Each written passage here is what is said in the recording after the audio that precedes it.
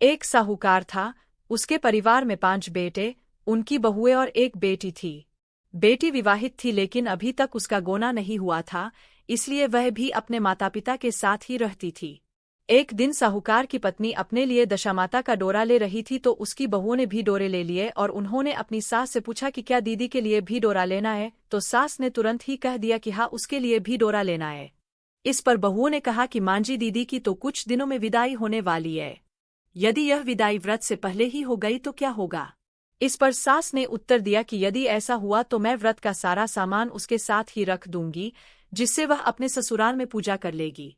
कुछ दिनों बाद उसका पति उसका गोना कराने के लिए ससुराल आ पहुंचा, तो माँ ने अपनी बेटी को विदा कर किया और साथ में उसके पूजा का सारा सामान भी रख दिया, जिससे उसकी बेटी अपने ससुराल में दशामाता की पूजा पूरी विधि विधान से कर सके। इसके बाद साहूकार की बेटी अपने पति के साथ अपने ससुराल पहुंची और उसे मुँह दिखाई की रस्म के लिए घर के आंगन में चटाई बिछाकर बैठा दिया गया। कुछ समय बाद आस पड़ोस की महिलाएं मुँह दिखाई की रस्म के लिए आई। कोई नई बहू की सुंदरता की तारीफ कर रहा था तो कोई उसके कपड़ों की तो कोई उसके गहनों की। इतने में एक महिला की नज़र उसके गले में बंधे डोरे पर पड़ गई, तो उसने तुरंत ही कह दिया कि बहू की माँ तो कोई टोने टोटके वाली है। जैसे ही यह बात दूसरी औरतों ने सुनी तो वे सभी बहू के गले में पड़े डोरे को देखने लगे और अब तो सभी महिलाएं बहू के गले में पड़े डोरे की ही बातें करने लगी और अपने अपने विचार प्रकट करने लगी। शाम होते होते तो घर की सभी महिलाएं जैसे सास, ननद, देवरानी, जेठानी सभी उसी डोरे की चर्चा करने लगी और बहू के घर वालों को उल्टा सीधा कहने लगी। सभी के मुंह से डोरे के बारे में सुनते सुनते बहू से रहा न गया और उसने परेशान होकर अपने गले में बंधे डोरे को गले से उतारा और आग में डाल दिया। कुछ देर बाद डोरा जल गया और डोरे के जलते ही सारे घर में आग की लपटें फैल गई। घर में रखा सब धन धान धूं कर जलने लगा।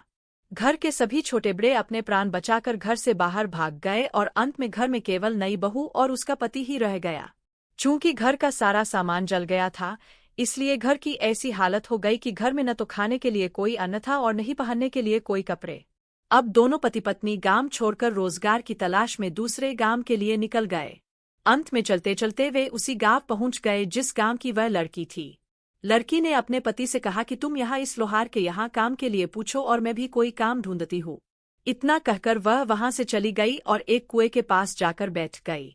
गांव की सभी स्त्रियां उस कुएं पर पानी भरने आती थी। कुछ समय बाद उस लड़की की भाभियां भी वहां पानी भरने आई, परंतु उन्होंने अपनी ननद को नहीं पहचाना और वे उससे बोली कि तुम तो किसी भले घर की लड़की लगती हो, तुम यहाँ बैठी बैठी क्या सोच रही हो।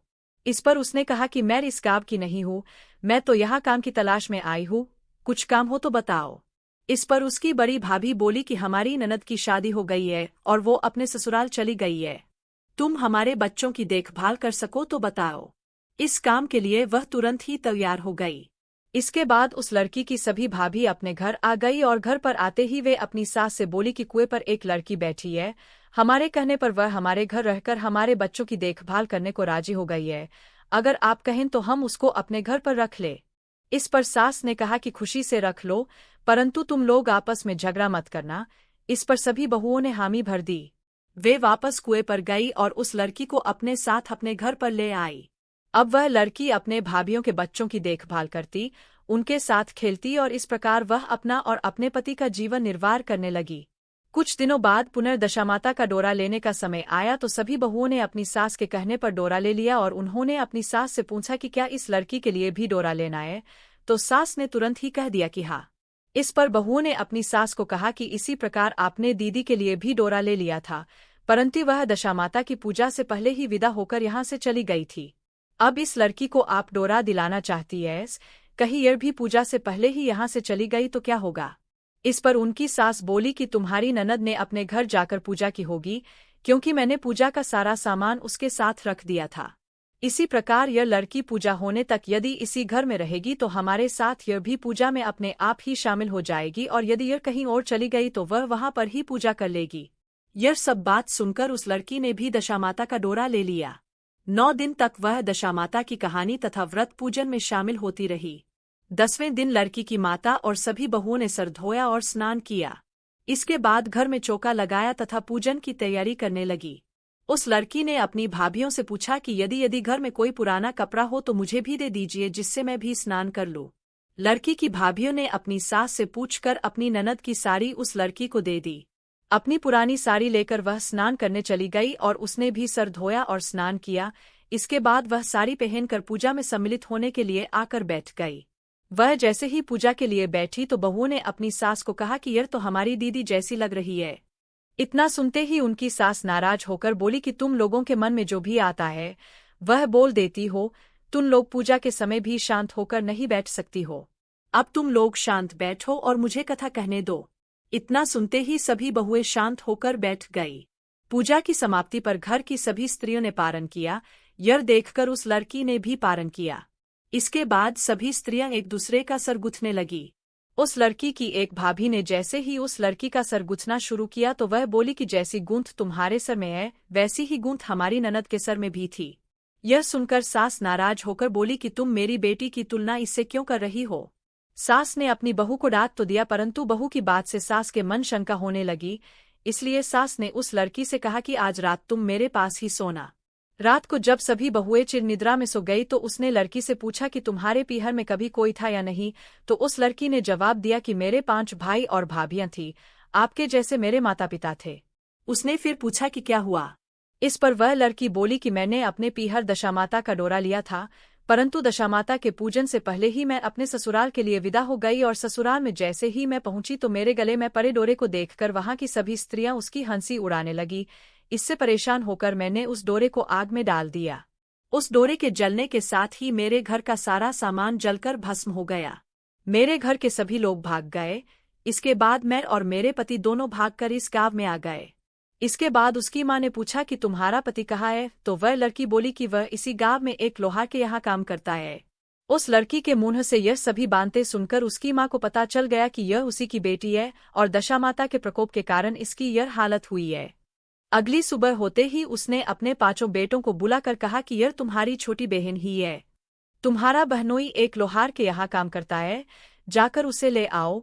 माता के कहने पर 5 भाई लोहार के यहाँ से अपने बहनोई को लेकर आ गए। इसके बाद उन्होंने उसको स्नान कराया और नए कपड़े पहनने को दिए।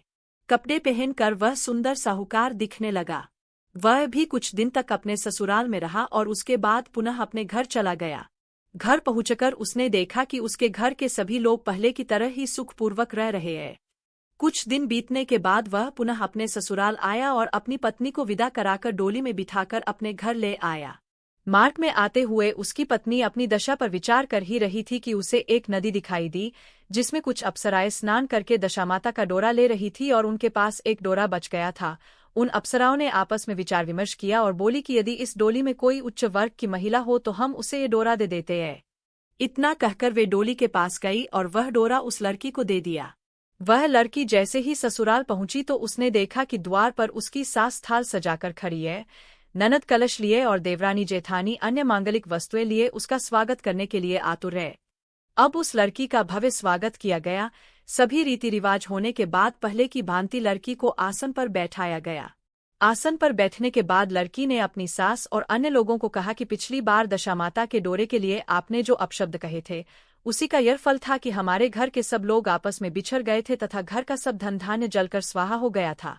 बड़ी मुसीबतें उठाने के बाद अब हमारे अच्छे अच्छे दिन आए हैं, तो मेरी आप सभी लोगों से गुजारिश है कि आप में से कोई भी व्यक्ति मेरे इस दशामाता के डोरे का भूल कर भी अपमान नहीं करे। जब मेरा व्रत हो तब सभी लोग श्रद्धापूर्वक पूजा करें। इसके बाद सभी लोगों ने उस लड़की की बात खुशी खुशी मान ली।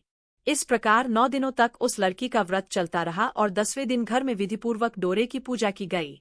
इसके बाद 7 सुहागिनों को न्योता दिया गया, उनका श्रृंगार करके आंचल भरा गया। इस प्रकार दशामाता का पूजन समाप्त हुआ। जिस प्रकार दशामाता ने उस लड़की के दिन परिवर्तित किए उसी प्रकार माता सभी पर अपनी कृपा बनाए रखे। बोलो दशामाता की जय।